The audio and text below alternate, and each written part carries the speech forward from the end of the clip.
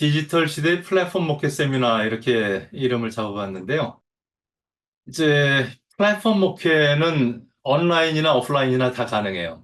이제 플랫폼이라는 개념을 우리가 이해하면 좋겠고, 목회라는 부분을 정리해야 될 것 같고, 근데 디지털 시대에라고 말하면서 이 플랫폼이 메타버스 안으로 이제 들어갈 수 있겠다는 생각을 갖게 되는 거고, 거기에 대해서 조금 제가 설명할 것이 기존의 플랫폼보다 메타버스로 들어가는 순간, 온라인으로 들어가는 순간 훨씬 더 강력하고 파워풀해진다는 부분에 대해서도 생각을 하면서 이야기를 진전시키도록 하겠습니다. 첫 번째 이제 플랫폼 용어 정리 같이 해야죠. 소위 워킹 데피니션 늘 글을 쓰든지 논문 쓸 때 여러분들이 우리 작업정의 이렇게 표현합니다. 그래서 우리가 이 모임 안에서 우리가 대화하는 이 서클 안에서는 이 단어는 이렇게 쓴다. 이렇게 정의하는 거죠. 그래서 내 논문에서 이 단어는 이렇게 쓴다 하고 이제 작업 정의를 하고 시작하게 되는데 우리 수업 안에서 기본적인 작업 정의를 좀 해보도록 하겠습니다. 첫 번째 플랫폼이라는 단어는 플랫폼 요 두 합성어인데 원래는 플랫하다는 F죠. 플랫하고 form 요 두 가지가 붙어서 평평한 형태.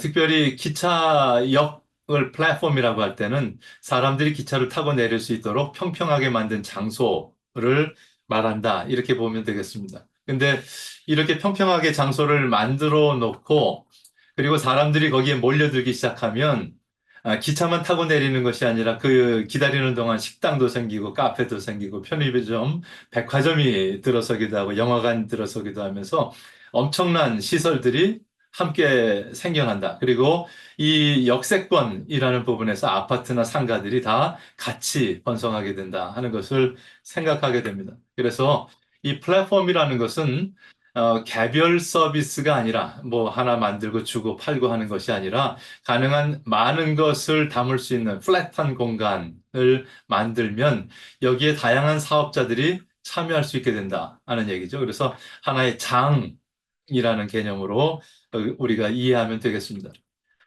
그랬을 때 이제 이 장, 소위 시장에 대해서 가장 기본적인 형태는 오일장이죠. 이렇게 모여서 판을 까니까 농사 졌던 분들, 뭐 이제 닭 키웠던 분들, 뭐 이런 분들이 다 하나씩 들고 이 장으로 나와서 서로 나눌 수 있게 되더라 하는 거죠.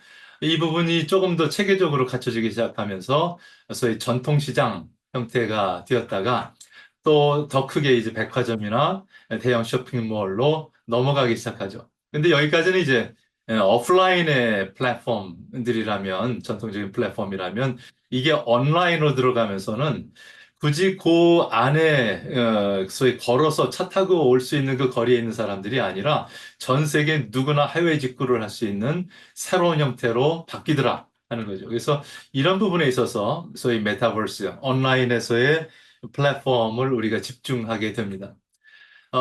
여러분들에게 교재 둘 중에 하나, 두 권인데 제가 제 책, 메타버스 선교로 사역을 확장하라 하는 책하고, 하나 더를 이제 플랫폼 정의하는 데 있어서, 이승훈 교수님의 플랫폼의 생각법이라는 책을 거기 수업 기획서에 집어넣습니다.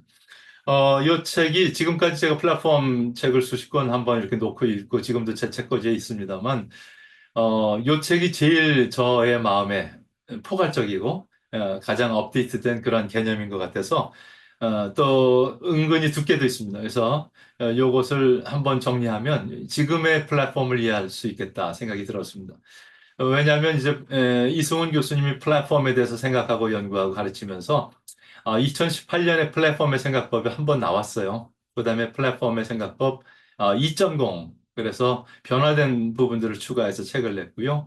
그다음에 구독 전쟁의 시대가 되었다는 이것이 플랫폼이 전환되는 진화되는 그런 과정 중에 하나인데 그리고 나서 다시 플랫폼의 생각법 새로운 시선 그래서 지금까지는 어떤 긍정적인 부분을 더 많이 강조했다면 이제는 부정적인 것까지도 많이 한번 넣어보자 하는 각도에서 새로운 시선이라고 이제 책을 낸 거죠. 그래서 요 22년 12월 판, 거의 23년 판이죠. 그래서 요것을 사용하도록 하겠습니다.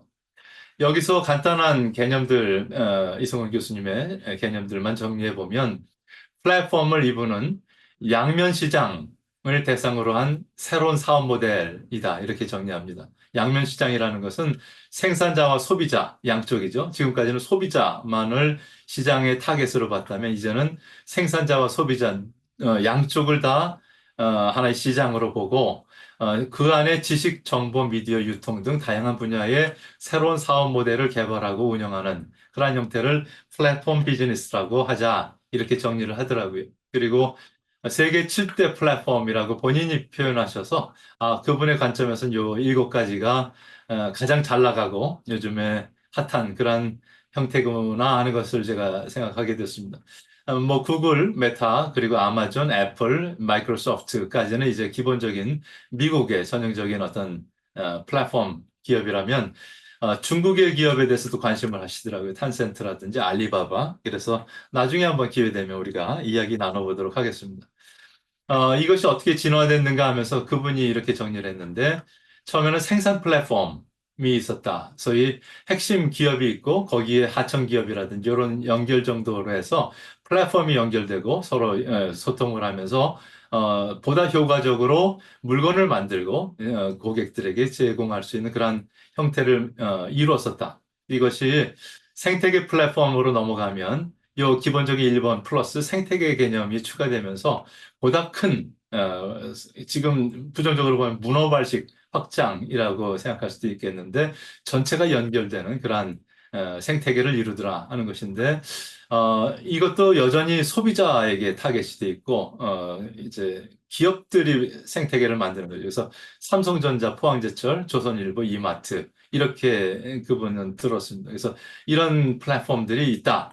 아직도 공급자 중심이고 고전적인 사업 방식이다. 그렇다면 이제 아까 얘기했던 7대 플랫폼 기업들은 양면 플랫폼으로 넘어갔다 하는 거죠. 그래서 1번, 2번은 플러스하고 개방 개념이 추가돼서 경쟁자와 소비자가 플랫폼에 동시에 참여하게 만들었고 소비자 참여를 통해서 먼저 인원이 배가 되면 거기에 더 많은 기업들이 들어오고 하면서 일어나는 네트워크 효과에 대해서 설명을 했습니다. 자, 그러면 이렇게 양면 플랫폼이 되는 플랫폼의 기본 필수 요소가 뭐가 있을까? 그분이 정리한 것은 일단 기본적으로 양면 시장이 돼야 된다 하는 거죠. Two-sided market을 지향해야 되고 그렇기 때문에 생산자, 소비자 모두를 고객으로 생각해야 되겠다. 그리고 영업이나 마케팅보다는 플랫폼 운영하는 것에 집중해요. 그래서 원활하게 기업들이 들고 나르고 또 소비자들이 들고 나르면서 시너지를 만들 수 있도록 플랫폼을 운영하는 것에 집중하는 그러한 기업들이 생겨났다. 플랫폼이 지향하는 또는 제공하는 가치가 더 중요하다. 도대체 뭘 주려고 하냐, 이 플랫폼은? 이런 것들이죠. 그래서 뭘 주려고 하냐, 이것이 분명하면 기업도 거기에 맞춰 들어오고 고객도 거기에 맞춰 들어온다 하는 거죠. 그래서 가장 단순하게는 플랫폼이라는 것은 중개, 연결 개념이다. 기업들과 소비자들을 연결하는 개념이다. 이 플랫폼이 성립되기 위해서 어떤 것이 필요할까 하는 것에서 이렇게 정리합니다. 산업의 새로운 그림을 그리는 것과 같다. 그래서 이렇게 플랫폼이 만들어지면 어떤 꿈이 이루어질까? 이런 상상력이고 새로운 그림이고 그 그림에 흥분하고 들어오는 것이 기업들이고 고객들이다. 이런 것이요. 그럼 나는 어떤 그림을 그리면서 플랫폼을 제공할까 하는 이런 질문이 가능하게 되겠죠. 이런 관점 속에서 새로운 가치 창조라는 이야기가 가능합니다. 전에 없던 이야기, 소위 하드웨어적으로는 스마트폰도 플랫폼이잖아요. 전에 없던 새로운 어떤 하드웨어, 하부 구조가 딱 만들어지면 거기에 새로운 어떤 일들이 벌어지는 거죠. 그래서 이런 새로운 가치 창조라는 진보적인 변화를 낼 수 있어야 되겠다. 이런 그 새로운 가치는 어디서 나오냐 보면 페인 포인트에서 나온다는 거예요. 뭔가 해결이 안 된 아픈 부분이 있다는 거예요. 근데 우리 플랫폼이 그걸 해결해 줄 수 있어. 이런 거죠. 그래서 이 페인 포인트를 발견하고 그 페인 포인트의 해결점을 제시해 줄 수 있을 때 그 플랫폼은 자리를 잡을 수 있다 하는 거죠. 그래서 가장 기본적인 예로 정보의 비대칭이 있다. 누구는 많이 갖고 누구는 적게 가졌다. 이건 좀 공평하게 갖자. 누구나 검색하면 다 같이 공통의 정보를 누리자. 구글이죠. 검색 엔진을 통해서 플랫폼을 만들어줬더니 수많은 사람들, 전 세계 거의 모든 사람들이 이곳에 와서 검색을 했더라. 지금까지 서로 뿔뿔이 갈라져 있었다. 특히 1인 가구가 증가하고 있고 전혀 낯선 사람들 투성이다. 어떻게 만날까 하는 부분에 있어서 페이스북은 연결이라는 그 가치를 제공하면서 문제가 해결되기 시작하고 수많은 사람들이 들어와서 친구를 만들고 또 소통을 하면서 비즈니스를 하더라. 여기에 정보도 주고 또 참여도 만들면서 당일 배송에 어떤 가치를 플러스 했더니 아마존이 성립했다. 이런 것들이죠. 그리고 이것은 이 플랫폼을 만든 사람이 이거 가치 있는 거야. 이렇게 말하지 말고 시장이 맞아. 그거 가치 있는 거야. 하고 인정할 때 플랫폼이 성립된다. 하는 거죠. 그래서 이런 부분에 대해서 우리 목회도 어떻게 그림을 그릴까? 그리고 어떤 가치를 제시할까? 그것은 이 세상의 어떤 페인 포인트를 대안으로 해결할 수 있는 그런 모습이 될까? 그리고 세상 사람들이 그걸 인정하고 그 플랫폼을 향해서 들어올 수 있을까? 이런 얘기들이 가능할 것 같아서 한번 이렇게 도식을 확인해 봤습니다. 플랫폼을 이렇게 구분하시더라고요. 그분은 광장 플랫폼, 시끌시끌한 광장 플랫폼 이렇게 표현을 했어요. 제목에. 예를 들어 구글, 페이스북, 유튜브, 인스타그램, 트위터, 특히 SNS들이죠. 그래서 사람들이 모여서 시끌시끌 하는 광장 같은 그런 플랫폼. 또 돈이 오가는 시장 플랫폼, 비즈니스 플랫폼들이 아마존, 우버, 에어비앤비, 배달의 민족, 쿠팡. 그리고 환경을 만드는 인프라 플랫폼. 그래서 아까 안드로이드, iOS, 구글, 애플 뭐 이런 것들이 플랫폼을 구분하는 기본적인 것이다 생각한다면 이제 여러분들하고 같이 그럼 어떤 추가적인 플랫폼이 이렇게 캐러고리화 될 수 있지? 뭐 이런 토론도 같이 해봐도 좋겠습니다. 어쨌든 이 플랫폼 안에 일들이라는 거죠. 그래서 이 부분에 있어서 플랫폼 그런 플러스 목회는 뭐냐? 지금 우리 이번에 우리가 제목으로 잡은 플랫폼 목회에 대해서 생각을 해보는 거죠. 먼저는 제가 이제 정리를 좀 해드릴 필요가 있는 게 미니스트리잖아요. 목회가. 그러면 미션하고는 어떻게 차이 나지? 하는 그런 이야기예요.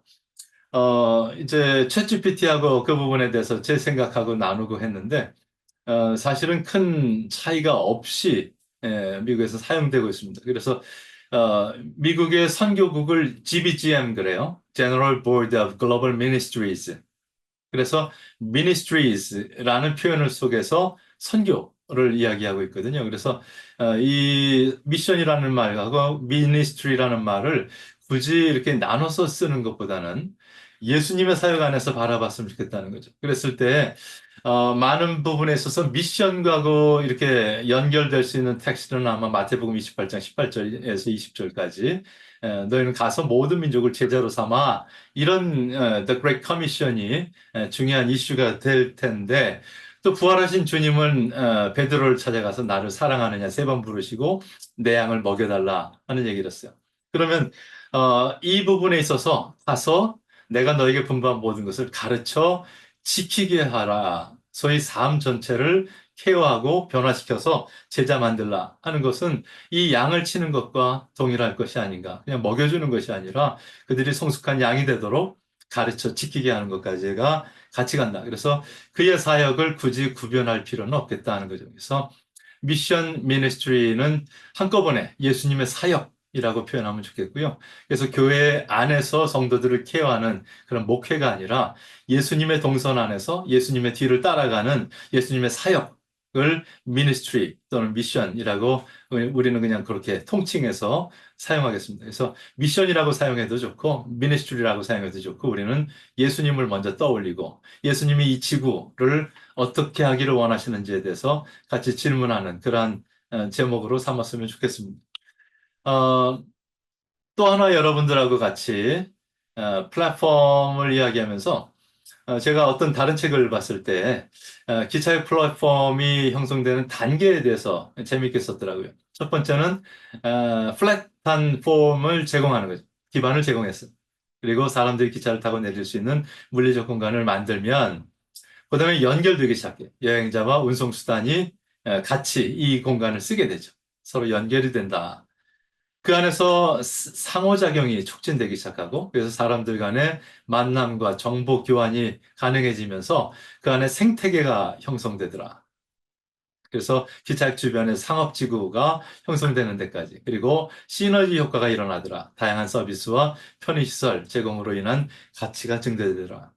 그러면 소위 우리의 플랫폼 목회를 제가 이렇게 그려봤는데 앞으로 여러분들이 더 좋은 그림을 좀 제공해 주시기를 바랍니다. 제가 지금 기차적으로 이런 그림을 그려봤어요. 이 플랫폼에는 양면이죠. 공급자 되시는 그분이 오시고 소비자 되는 우리들이 들어가서 이 플랫폼 안에서 시너지가 만들어지는 거죠. 그러면 목회자 아니면 교회, 우리 사역자들은 이 기반을 어떻게 제공할까? 기반은 건물만이 아니라 블로그일 수도 있고 유튜브일 수도 있고 페이스북일 수도 있고 어떤 식으로든지 목회 플랫폼을 제공해서 그 안에 연결이 일어나게 하고 그죠? 그리고 그 안에 상호작용이 촉진되고 생태계가 형성되고 시너지 효과가 일어나는 것까지를 염두에 두고 이 플랫폼을 어떻게 구성하면 공급자도 마음껏 들어와서 우리 소비자들을 만날 수 있을까? 하나님이 어떻게 모든 사람들을 쉽게 만나서 변화시키는 그런 역사가 이 목회 플랫폼 안에 일어날까 하는 생각을 가져봤습니다. 여러분의 그림이 더 좋을 것 같아요. 저는 여기까지가 한계입니다. 어쨌든 또 주님께서 영감을 주시면 또 다시 그려보겠습니다. 자, 그러면 이제 그렇게 했을 때 그 플랫폼, 아까 그림 그렸던 이 플랫폼 안에 어떤 것이 가능할까 하는 거죠. 교회가 플랫폼이라고 그럴 때 종교성에 대한 어떤 내용을 다 얻어줬겠다. 그죠? 그래서 그 같이 영적인 공동체 안에 나와서 하나님을 만날 수 있다. 뭐 이런 얘기. 사회적 플랫폼도 가능할 것 같아요. 외로웠던 사람들, 그래서 1인 가구가 요즘 40% 이상이 넘잖아요. 그랬을 때 이런 사람들이 이 교회가 제공하는 플랫폼에 들어와서 친구를 얻고 또 어떤 그 도움의 손길을 얻고 사회적, 소셜한 어떤 성취를 이룬다. 또 이 플랫폼에 와서 어떤 영생에 대한 삶에 대한 진리에 대한 가르침이 이루어진다. 그리고 이 플랫폼을 통해서 서로가 가진 것을 내어놓고 서로 봉사하고 자선할 수 있는 플랫폼이 생겨날 수 있겠다. 또 문화적 플랫폼도 가능하겠다. 그리고 심리적 및 정서적 지원. 그래서 여기까지에 대해서 6번까지를 일단 제가 적어봤는데 7번, 8번, 9번 이렇게 여러분들의 생각도 같이 만들어 나가고 학기 끝날 때쯤이면 보다 풍성한 일들이 일어나길 바랍니다. 이랬을 때 우리가 기본적으로 해야 될 작업들이 좀 있어요. 뭐냐면 제가 이제 선교학을 다루거나 기본적인 신학을 다룰 때에 요 틀거리를 항상 염두에 두거든요. 뭐냐면 이 성경은 전 세계적으로 그리스도인이라면 같이 만나서 이야기를 나눌 수 있는 기본적인 틀거리입니다. 그래서 이거는 베이스가 되고 베이직이 되고 여기는 1.1획도 변하지 않는다. 이건 기본적으로 이렇게 정리를 하죠. 믿음으로 그렇게 고백을 하십시다. 이것은 변할 수 없는 우리의 파운데이션이다. 그러나 상황은 급변하죠. 그래서 이 급변하는 상황 속에 늘 이 중간자들이 소위 신학자일 수도 있고 목회자일 수도 있고 또한 성경을 가르치는 교사일 수도 있겠지만 이 성경을 풀어서 이 상황에 있는 사람들에게 이해하기 쉽게 재해석해 주는 작업이죠. 이 인터프리테이션 작업이 신학이고 설교고 또 교육이다. 이렇게 보시면 좋겠습니다. 그래서 이런 부분에 있어서 그러면 이 메타버스 상황에 대해서 성경은 어떻게 해석되면 좋을까? 이것이 제 메타버스 선교로 사역을 확장하라 하는 부분에 있어서도 일부분이기도 합니다. 그래서 여러분들이 그 책을 통해서도 한번 힌트 얻으시기 바라고 그 외에 또 우리가 수많은 논의들을 해보겠습니다. 어떻게 하면 이 메타버스에서 일어나는 이런 일들을 신학적으로 백업할 수 있을까 하는 그런 이야기가 되겠죠. 또한 이런 신학이 정리가 되면 그다음에 우리가 어떤 행동을 해야 될지가 또 나올 수 있습니다. 그래서 이런 부분에 대해서 그리고 이 행동은 상황을 변화시킬 수 있겠죠. 반대로 상황이 바뀌어서 우리가 급하게 줌으로 들어갈 수밖에 없었습니다. 그러면 이 상황, 코로나 때에 이걸 어떻게 신학적으로 이해하지? 이렇게 질문할 수도 있습니다. 그러니까 이렇게 돌든지 저렇게 돌든지 이 셋은 서로 영향을 주고받으면서 이 부분을 이 시대에 어떤 구현하기 위해서 노력하는 축들이다. 이렇게 보시면 좋겠습니다. 또 하나 우리가 많이 쓸 건데요. 스왓 분석입니다. 그래서 우리가 어떤 제안을 할 때도 이 제안에 대해서 수학 분석을 해보는 거죠. 지금 이 제안의 strengths가 뭐냐, weakness가 뭐냐, 그리고 opportunities가 뭐냐, threats가 뭐냐 하는 부분에 있어서 우리가 늘 이렇게 분석을 하다 보면 조금 더 다각도로 내가 생각하는 그 주제 또는 제안, 새로운 패러다임이 강점이 있을 수도 있네. 도리어 근데 반대로 보면 약점이 되기도 하네. 그리고 이런 제안은 이 시대에는 기회가 될 수도 있지만 다음 시대로 넘어가면 위협이 될 수도 있구나 하는 것들을 평가할 수 있겠다. 그래서 수학 분석도 우리가 계속 논의해 보도록 하겠습니다. 어쨌든 이런 상황 속에서 우리가 그 건물 안에서 지역사회 안에서 일어났던 지역교회 플랫폼 목회가 메타버스 안으로 들어간다는 말은 뭘 의미할까 하는 그런 얘기가 되겠죠. 저는 기본적으로 확장에 대한 이야기는 확실히 할 수 있을 것 같아요. 그래서 건물 안에서 지역사회 안에서 있었던 우리의 목회 이야기는 메타버스로 들어가면 확장된다. 그래서 제 책 제목이 기본적으로 메타버스 선교로 사역을 확장하라 하는 이야기를 했습니다. 그래서 이 확장이라는 단어를 염두에 두면 좋겠어요. 많은 목사님들이 그쪽으로 이동해 가자는 얘기냐? 그러면 소위 그 물리적 교회는 그럼 파기시키라는 얘기냐? 이렇게 오해를 하시는데 전혀 아니다. 물리적 교회를 기반으로 할 수 있겠다. 그러나 이것을 확장할 수 있다 하는 얘기를 염두에 두시면서 우리의 확장 개념을 메타버스에 이렇게 집어넣어 보십시다. 그랬을 때 제 책의 간단한 오리엔테이션을 좀 해보도록 하죠. 메타버스 선교 또는 사역에 대해서 저는 이렇게 정리를 했습니다. 제 책 안에서는 처음에 그 메타버스를 얘기하셨던 그 책들을 중심으로 해서 그 당시에 동일하게 나오는 이야기는 메타버스는 네 가지 세계를 포함하는 얘기다 하는 얘기를 했어요. 그래서 가장 기본적으로 라이프 로깅 세계 이 메타버스다. 소위 디지털이 만들어내는 공간이잖아요. 페이스북, 인스타그램, 뭐 블로그, 유튜브, 밴드, 카톡, 이 단톡방 다 이게 메타버스다. 그리고 또 하나 우리가 코로나19 이후에 이렇게 또 줌에서 만나는 것처럼 소위 이 지구상에 있는 시스템을 거의 복사하듯이 거울에 비치듯이 디지털 공간으로 옮겨갔죠. 그래서 구글 어스, 소위 맵을 위로 올렸더니 그 안에 상가, 모든 비즈니스, 다양한 액션이 같이 올라가더라. 네이버 지도도 마찬가지고 에어비앤비, 배달의 민족, 미네르바 스쿨, 줌 모든 것이 다 복사해서 예를 들어 인터넷 뱅킹, 또 온라인 쇼핑 이것이 다 오프라인에 있던 건데 온라인으로 갔다. 거울 세계죠. 그다음에 이것을 더 리얼하게 만들 수 있는 건 증강현실일 텐데 앞으로 5G가 6G가 되고 7G가 되면 그다음에 이것이 더 리얼하게 우리들한테 구현될 거다 하는 것이고 특별히 이 가상세계에는 우리가 게임 영역이라든지 이런 부분들이 될 텐데 어른들은 익숙해하지 않고 이것이 청소년들에게 해를 끼칠 것 같이 이렇게 걱정을 많이 하는데 제 책 안에서는 그렇게 생각했어요. 우리 시대도 꿈을 꾸고 만화방에 가서 그 만화에 몰입하면서 그 세계를 즐겼어요. 만화 영화를 보면서 관상을 느꼈고 어른들은 영화를 보면서 시를 쓰면서 소설을 보면서 그러면서 새로운 세계를 보거든요. 이게 다 가상 세계예요. 꿈이 없는 사람은 죽은 사람이고 꿈이 없는 사회는 죽은 사회다.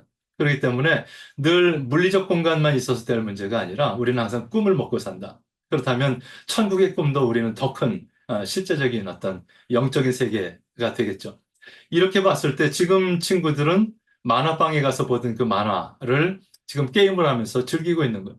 그래서 이런 부분에 있어서 우리가 그들을 어떻게 이해하면 좋을지에 대한 새로운 이야기가 필요하겠다. 그리고 그다음에 이제 제가 생각했던 것이 당시에 그 메타버스를 구성하는 핵심적인 요소들 6가지를 한번 추려서 정리를 했었고요.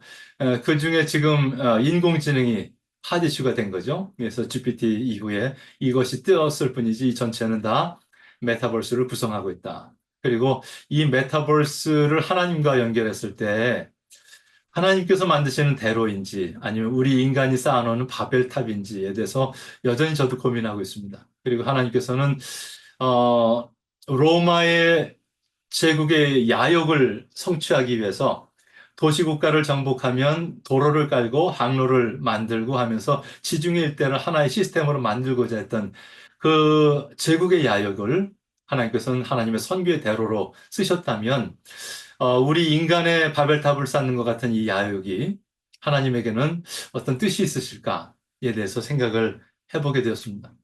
그래서 기본적으로 이렇게 한번 그려봤죠. 가장 기본적으로 하나님이 구약 시대에는 물리적 세계에 다이렉트로 내려오셨죠. 그래서 아브라함아, 모세야 직접 부르셨습니다.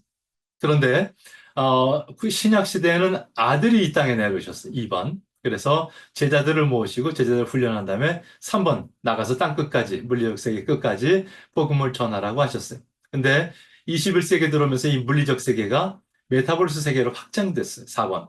그랬을 때 하나님은 그곳에 사람이 살고 있는 한 가실 거다. 5번. 그리고 교회도 그 안으로 들어가야 된다. 6번. 이렇게 저는 그림을 그려봤거든요. 여러분들의 좋은 아이디어도 구하겠습니다. 이것을 제가 책을 내고 나서 여러 페이스북에서 나누다가 어떤 분이 또 조금 더 설명이 필요합니다 하는 얘기를 해서 이런 글을 또 만들어서 올린 적이 있습니다. 하나님의 선교의 도구들, 아까 얘기했듯이 로마의 대로 항로는 하나님의 선교의 대로였다. 그리고 로마가 망가질 때쯤 됐을 때 항해술과 나침반, 대형 선박을 만들 수 있는 능력이 생기면서 소위 대서양을 건너고 태평양을 건너는 일이 일어났다.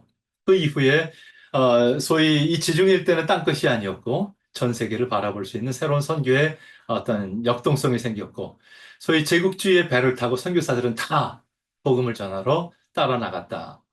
자, 그 이후에 종교개혁 시대쯤 됐을 때 인쇄술, 출판술이 발전하면서 마틴 루터가 죽게 되었을 때 성경을 라틴어에서 독일어로 번역해 쓰고 그것을 이렇게 뿌리면서 종교개혁이 성공하게 되는. 그래서 요한 웨슬레 목사님도 이 인쇄술, 출판술을 굉장히 많이 썼죠. 우리 배우지 못한 사람들을 리더 만들기 위해서 수많은 팜플렛들을 만들어 읽게 하고 가르쳤습니다. 그 이후에 과학이 발전하고 그다음에 자동차, 항공기가 생겨난 만큼 우리의 반경이 달라지는 거죠. 그래서 마차를 타고 이동했던 것에서 자동차를 이동했을 때 어떤 일들이 벌어졌을까? 그리고 항공기를 이동했을 때 어떤 일이 벌어졌을까 하는 것이죠. 그리고 라디오가 생겼을 때 목소리로 저 땅끝까지 전파될 수 있었다. 그리고 TV가 생겼을 때 얼굴을 전송할 수 있었다. 그리고 인터넷이 생겼을 때 이젠 데이터까지 전송할 수 있게 되고 스마트폰은 그것을 이동하면서 즐길 수 있게 되었다. 그리고 메타버스 시대가 되었다. 그렇다면 이거 타는 건 당연하잖아요. 지금까지 다 와놓고 요거 안 하겠다는 것은 말이 안 된다 하는 이야기를 했습니다. 자, 이제 그러면 이 메타버스 지금 말씀하신 그 디지털 공간에 대해서 이야기를 했다면 우리 물리적 세계와 어떤 관계죠? 하는 부분에 있어서 많은 분들이 특히 연세 드신 목사님들은 이 물리적 세계에 나와 메타버스는 따로 논다고 생각을 하는데 실제로는 메타버스에 둘러싸여 있는 인간에 대해서 인식을 하지 못한 거다. 그래서 글쎄요, 아프리카 저 오지로 들어가거나 그래서 와이파이가 안 터지는 곳에 가면 아직도 물리적 세계에 대한 이야기를 더 많이 할 수 있을지 몰라도 지금 대한민국 초 IT 강국 안에서는 우리는 어디를 가든지 다 위치가 노출돼 있고 여러분이 무엇을 검색했는지 다 기록에 남아 있고 무엇을 사 먹었는지 다 남아 있어요. 그래서 이 디지털망을 떨쳐내고 여러분들이 존재할 수 있는 방법은 아마 없을 거다. 그랬을 때 이 디지털 공간이라는 것을 물리적 세계의 확장으로 보자. 아까 얘기했던 확장 개념으로 설명을 합니다. 확장은 아주 쉬운 겁니다. 우리 두뇌는 쉽게 확장에 적응합니다. 예를 들어 맨손으로 음식을 먹다가 젓가락을 처음에 썼어요. 굉장히 불편하죠? 안 잡히고. 그러나 이것을 잘 쓰게 되면 그다음에 이게 내 분신처럼 되면서 도리어 손으로 먹으라 그러면 불편해합니다. 낯설어되죠. 낯설어지죠. 뭐 여러분들이 탁구를 치더라도 탁구 배트를 처음에 잡았을 때 맞고 그러나 이것이 익숙해지면 이것이 내 신체 분신처럼 그래서 반사적으로 손이 나가는 것처럼 이렇게 점점 야구 배트, 뭐 테니스채 모든 것이 다 마찬가지입니다. 자동차도 그렇고 그래서 물리적 세계도 이만큼 확장된 거다. 그래서 우리가 스마트폰 없이 지금 어떻게 살까? 한번 여러분들이 한 주일만 없이 살아보면 내가 어떻게 확장되어 있는지를 여러분들이 느끼실 수 있을 거다. 근데 문제는 이렇게 확장된 세계에 교회가 없다는 거죠. 제가 이번에 이 수업을 위해서도 그동안 말로만 하던 것을 그리고 전에 지지부지했던 블로그를 다 폐쇄시키고 이제 새로 만들었습니다. 그러고 나서 이제 기독교 블로거들과 친구를 맺고 서로 이웃하려고 하는데 거의 없어요. 정말 없다. 메타버스에는 교회가 없다 하는 거죠. 메타버스에 감리교 유튜버가 없습니다. 그죠? 그냥 교회마다 설교 올린 거 외에 전형적으로 감리교의 기치를 들고 블로거가 없어요. 유튜버가 없고. 그래서 이런 부분에 있어서 메타버스에는 교회가 없다. 이런 표현을 썼습니다. 그러나 중요한 것은 확장된 메타버스 세계, 여기에 사람들이 그렇게 확장되어 산다면 여기에도 메타버스 교회가 필요하다 하는 거죠. 그래서 제가 2000년도인가요? 2001년, 2000년도로 기억하는데 글로벌 시대의 교회 문화 그리고 사이버 스페이스라고 첫 번째 책을 썼습니다. 그중에 파트 3가 사이버 스페이스예요. 인터넷 선교에 대해서 논문들을 썼던 걸 모았습니다. 제가 인터넷 선교에 대해서 처음 시각이 띄어진 것은 1990년에 군목 제대하고 그리고 퇴직금 다 팔아서 PC를 샀습니다. 그리고 2400bps 그 전화선에 꼽아서 모뎀을 가지고 삐삐삐하고 천리 안에 들어갔어요. 텍스트 기반의 인터넷 세계에 들어갔습니다. 거기서 놀랐던 것이 두 기관을 발견한 거예요. 첫 번째는 KCM, 그래서 한국 컴퓨터 선교회 이영재 목사님. 그래서 제가 그 이후에 친구가 되고 영등포 사무실 수시로 다니고 그렇게 지냈었습니다. 그리고 또 하나 놀랐던 것은 거기에 캐톨릭의 고해 성사방이 있었어요. 당시에 텍스트 기반의 삐삐삐 거리는 몇 명 안 들어가는 그 공간에 캐톨릭은 고해 성사방을 만들었어요. 거기에 성소가 있다는 거죠. 이 확장된 지금의 메타버스 공간에 우리는 이런 거룩한 공간들을 어떻게 만들 수 있을까에 대해서도 생각을 해봐야 됩니다. 그랬을 때 이 메타버스 선교를 저는 이렇게 정리했어요. 제 책에서. 첫 번째는 SNS를 도구로 사용하는 그런 방법. 예를 들어 제가 문화선교를 정의했을 때 썼던 그 개념이거든요. 문화선교 그러면서 보통 문화선교사 그러면 뭐 찬양으로 아니면 영화로 여러 가지 도구를 통해서 소위 문화 도구를 통해서 하는 선교를 문화선교라고 했어요. 근데 저는 조금 더 포괄적으로 보자. 문화 자체를 바꾸는 문화 자체를 하나님의 나라로 확장시켜 나가는 그런 선교를 문화선교라고 하자. 이렇게 얘기했었거든요. 그래서 지금도 마찬가지입니다. SNS 도구를 사용해서 하는 선교를 메타버스 선교라고 말하는 것도 오케이. 그러나 조금 더 우리는 크게 봐야 되겠다.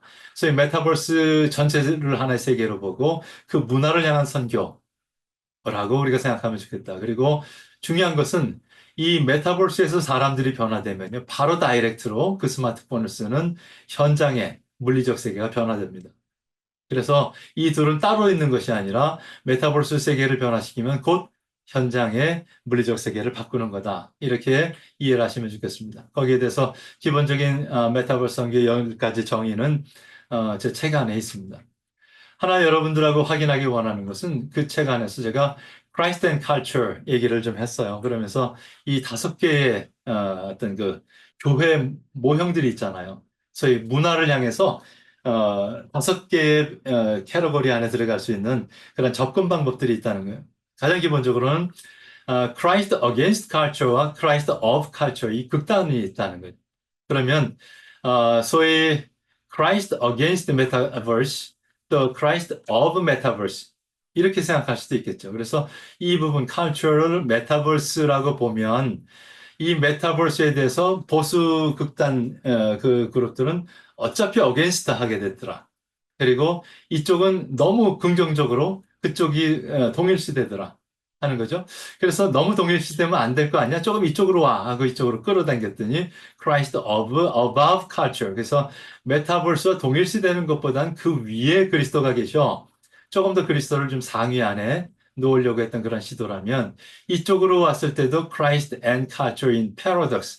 어게인스트 하긴 좀 그렇고 패러독스 안에서 고민하면서 양면을 붙들고 가는 축.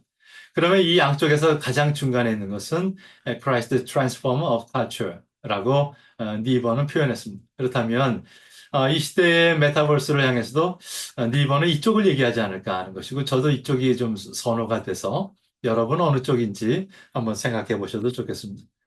그러면 제가 3장에서 제 책에 메타버스에서 예수님처럼 선교하기 이야기를 했습니다. 그래서 예수님이 이렇게 움직이셨다. 그렇다면 메타버스에서 우리는 어떻게 움직일 수 있나 하는 얘기를 했는데 나중에 이야기해 보도록 하겠습니다. 4장에서는 지역교회는 어떻게 메타버스를 탈 수 있을까에 대해서 이야기를 했었고요. 이런 10가지 단계를 한번 설명을 해봤습니다. 12가지군요.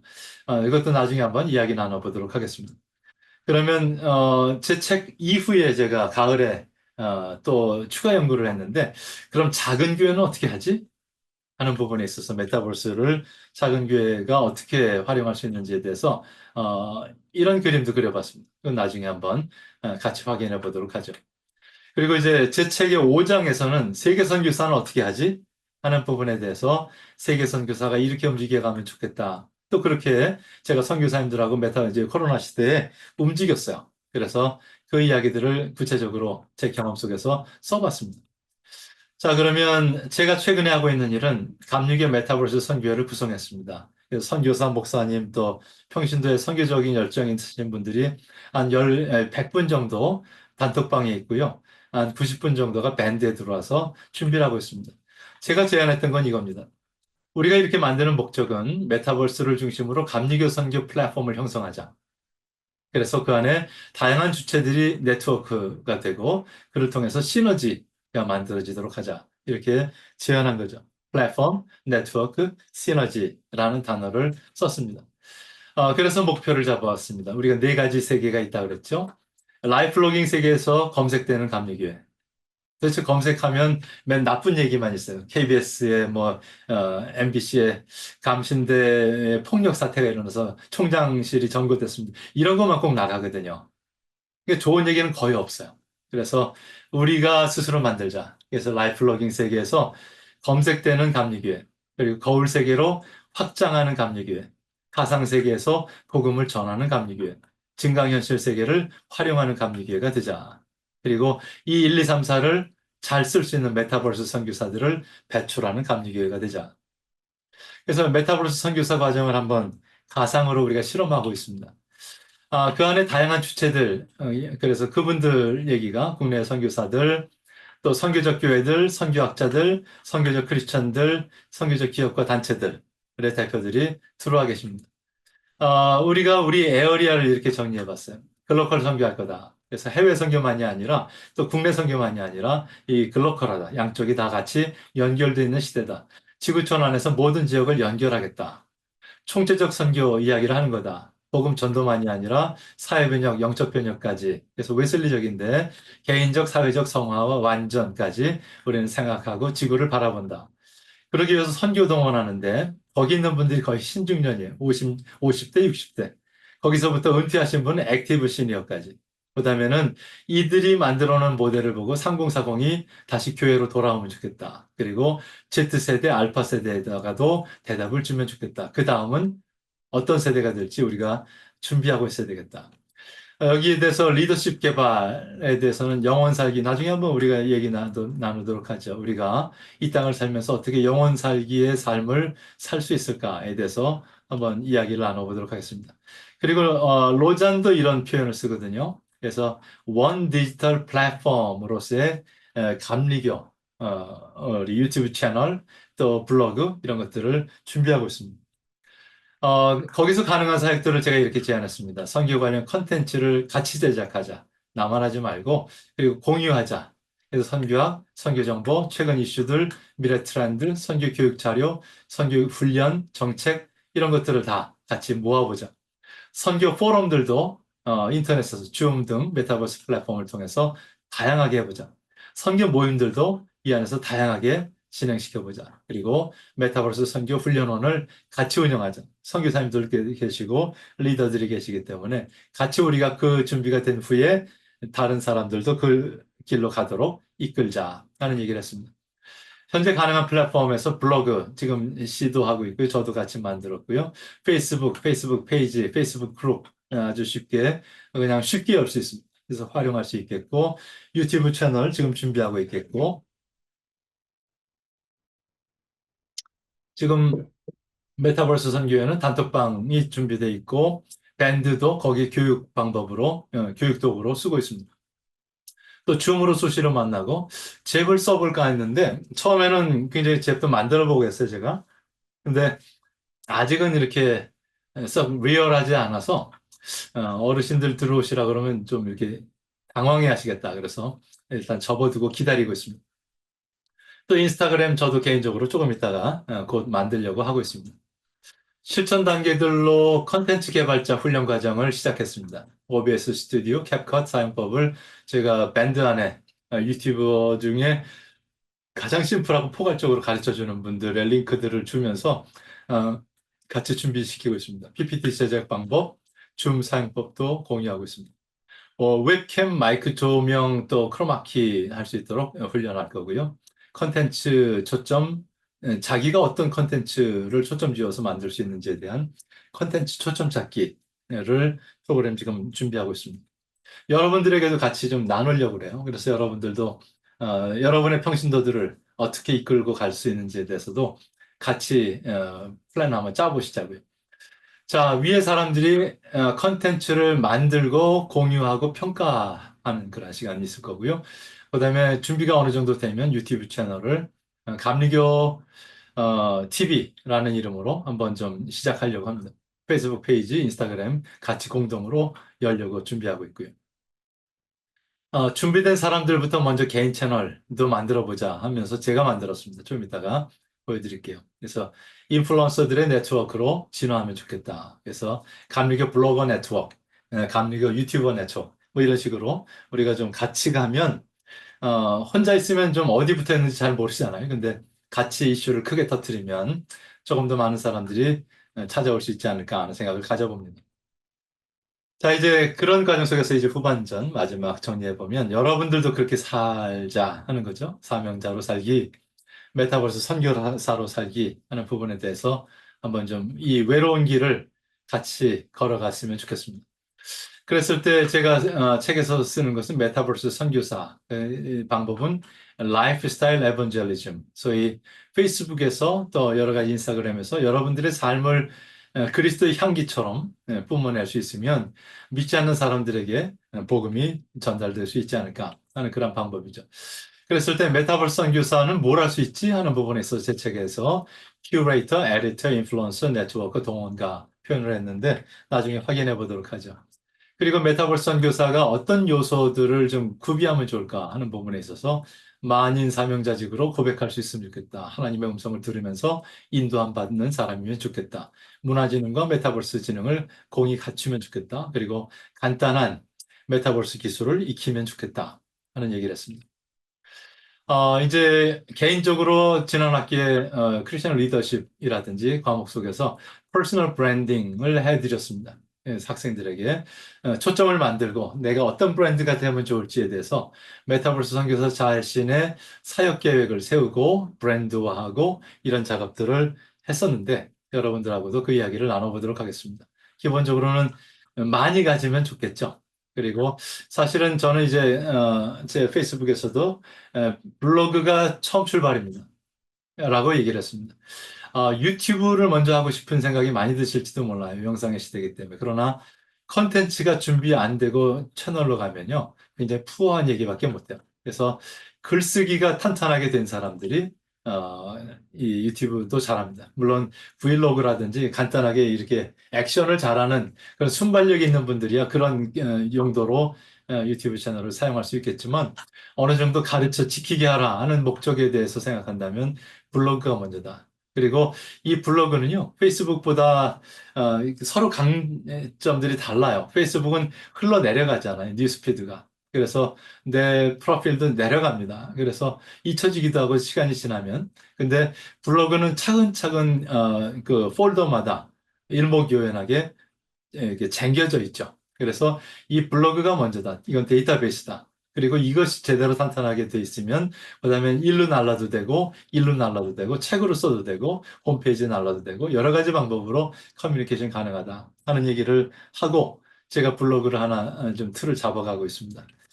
어, 이제 제가 수업 계획서에서 한번 얘기하겠지만 추석 다음 주가 제가 쉬어야 돼요. 예, 제가 로잔 4차 총회가 우리 송도에서 열리는데 거기 5천 명이 소위 물리적 공간에 모이고요.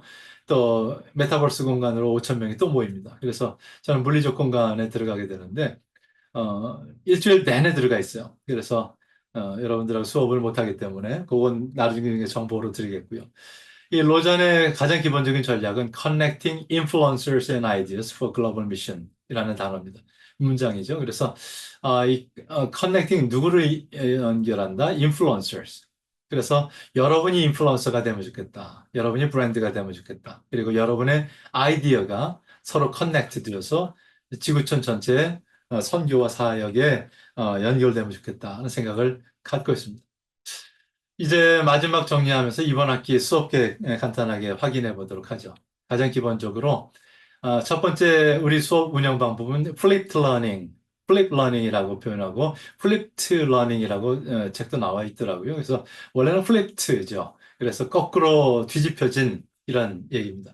거꾸로 수업이라고도 표현하죠. 그래서 전에는 이제 칠판에서 막 받아 적고 나서 집에 가서 홈워크를 했다면 이제는 선 과제를 먼저 하고 그리고 칠판 같은 이 줌 공간에 모여서 다시 수업을 확인하는 워크샵 중심의 이런 그 수업으로 진행하겠다 하는 얘기를 했습니다. 그래서 이런 선 과제는 늘 구글 클래스룸 안에 2주차, 3주차, 4주차 계속 올라갈 겁니다. 그래서 먼저 그걸 확인하시고 그리고 과제 이수 후에 줌에서 그것을 활용하는 그런 수업으로 진행되겠다.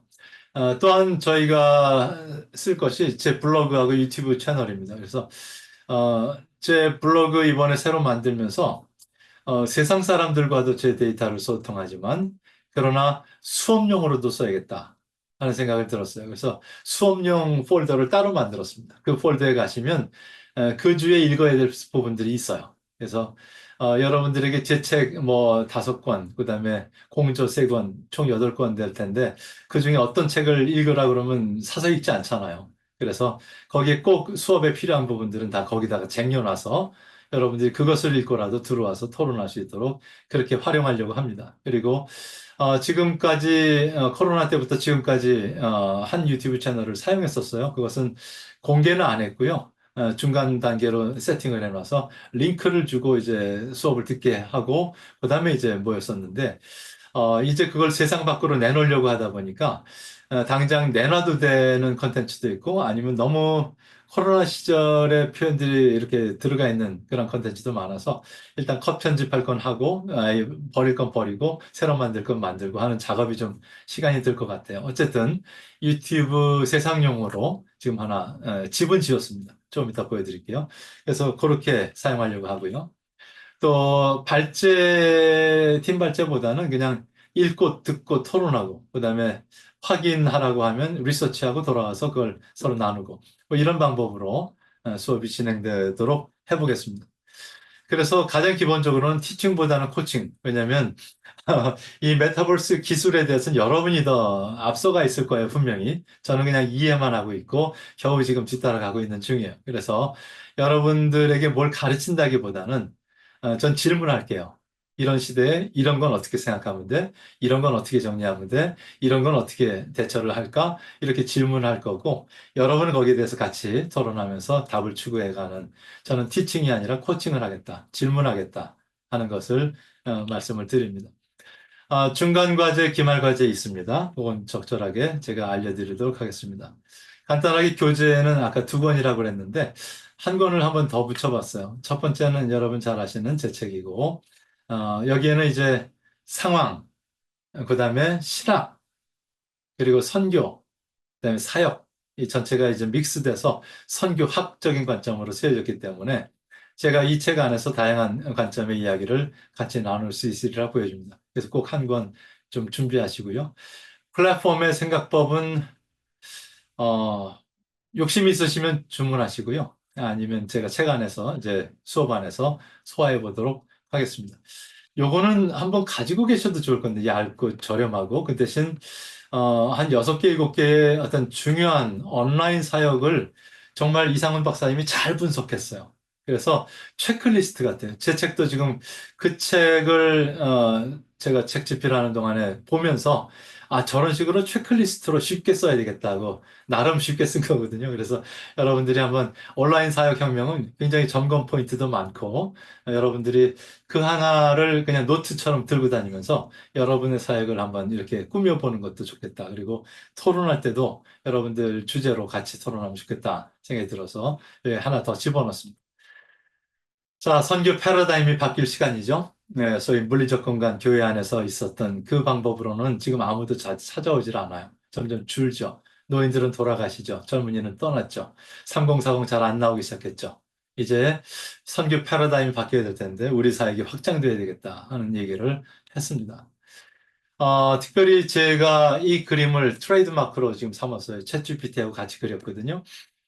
처음에 제가 이 이야기를 제 메타버스 선교로 사역으로 확장하라는 책의 서론 부분에 집어넣었습니다. 갑자기 그 생각이 나서 험한 파도와 같이 우리 교회를 집어삼키려고 이제 몰려오는 그 모습을 느꼈어요. 야, 이제 죽게 되었다 하는 것인데 어, 안 죽는 사람이 있더라고요. 도리어 이 파도를 즐기면서 타는 사람이 있더라고요. 보니까 서퍼들이에요. 중요한 것은 이 서핑을 하는 기술이구나. 서핑을 하는 기술이 있으면 그 파도가 아무리 클지라도 빠져 죽지 않고 탈 수 있구나. 그렇다면 이 시대를 탈 수 있는 기술이 교회 안에 있다면, 우리들에게 있다면 세상이 어떻게 변하든지 우리는 그것을 즐기면서 사역할 수 있구나 하는 생각을 가져봤습니다. 그래서 이 그림을 제가 다시 GPT하고 그리고 그다음에 제 블로그, 유튜브 채널, 페이스북 페이지에 다 같이 사진을 옮겨놨어요. 이렇게 편집은 이제 포토샵을 가지고 제가 하는데 한번 좀 이따 보여드리겠습니다. 그래서 변화의 파도를 탈 수 있는 사람 여러분이 되기를 바라고요. 그리고 변화의 파도를 탈 수 있는 교회 여러분의 교회가 되기를 바랍니다. 자, 간단한 질의응답은 조금 이따가 하겠고요. 간단하게 확인할 바들을 좀 확인하도록 하겠습니다. 일단 기본적으로 구글 클래스룸에 들어오셔야 매주 과제를 이렇게 들을 수 있습니다. 그래서 여기 그냥 간단한 오리엔테이션 지침 줬고요. 줌 링크 있고요. 또 수업 계획서 올려놨습니다.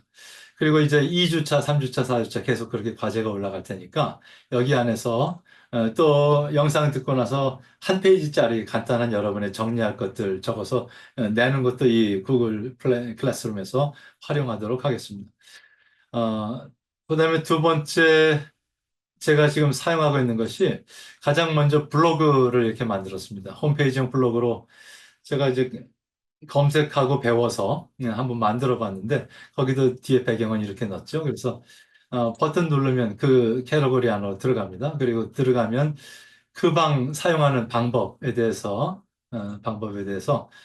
또 이렇게 서브 폴더들을 클릭해 들어갈 수 있도록 그렇게 하이퍼링크를 만들었습니다. 그래서 한번 여러분들이 들어가셔서 평가해 주시면 좋겠고요. 한번 여러분들이 그 부분 어떻게 느끼셨나 봤으면 좋겠습니다. 그리고 이 홈페이지용 블로그가 PC에서만 가능하더라고요. 그래서 이게 스마트폰이라든지 기본적으로 탭이라든지 이런 데서는 안 되기 때문에 이 블로그 사용 매뉴얼을 스마트폰에 제일 먼저 대표글로 올려놨어요. 그래서 이 블로그를 어떻게 사용하면 좋을지 간단하게 찾아갈 수 있도록 이렇게 하이퍼링크들을 만들었습니다. 그래서 여러분들이 한번 눌러보시고 또 여러분의 피드백을 더 좋은 제안을 기다리겠습니다.